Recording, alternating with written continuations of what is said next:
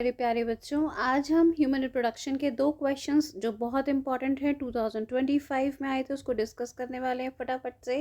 पहला क्वेश्चन दे रखा है match the following items of column first with column to. तो आप देखोगे ट्रोफोब्लास्ट ए, ठीक है, तो इसका मतलब ये हो गई आउटर लेयर ब्लास्टोसिस्ट की। इम्प्लांटेशन बी, यानी कि ये क्या होता है, एम्बेडेड होना ब्लास्टोसिस्ट का एंडोमेट्रियम की यानी अंदर की लेयर के साथ यूट्रस की। इनर सेल मास मतलब वो ग्रुप ऑफ सेल्स जो डिफ्रेंशिएट करता है एम्ब्रियो में। मॉर्यूला डी, यानी कि embryo with 8 to 16 blastomeres, option हो गया आपका ए। फटाफट से आते हैं क्वेश्चन नंबर 2 पे। यहाँ पे आपको दो ग्राफ दे रखे हैं चैप्टर के अंदर, केस 1 और केस 2 का, जिसमें डिफरेंट लेवल्स बताने हैं सर्टेन हार्मोन्स के और क्वेश्चंस बता रखे हैं। केस 1 के अंदर आपको ये बता रखा है पीक पे कौन सा वाला हार्मोन है, तो वो है आपका ल्यूटिनाइजिंग हार्मोन। ओव्यूलेशन करवाता है ये एलएच, हेल्प करता है।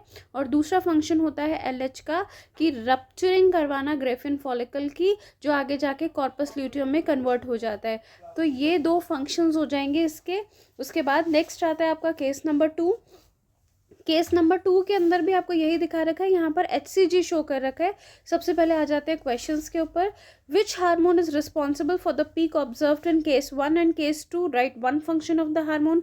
LH और LH के फंक्शंस हमने डिस्कस कर लिए। अब आ जाओ बी पे। Right the changes that take place in the ovary, ठीक है। ओवरी में मैचुरेशन होता है फॉलिकल्स का, यूट्रस में प्रोलिफरेशन होता है एंडोमेट्रियम का अंदर की लेयर का। Name the hormone Q of the case 2।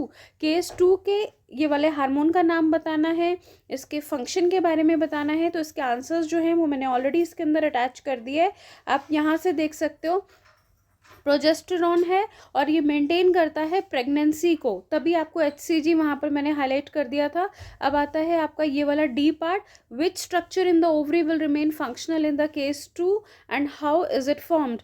तो ये जो स्ट्रक्चर है ओवरी में वो कॉर्पस ल्यूटियम है, बनता है ग्राफिन फॉलिकल से, ठीक है। अब आ जाओ क्वेश्चन नंबर 3 पे। डायग्राम दे रखा है आपको ओवम का, ह्यूमन का। Compare the fate of sperms PQ shown in the diagram.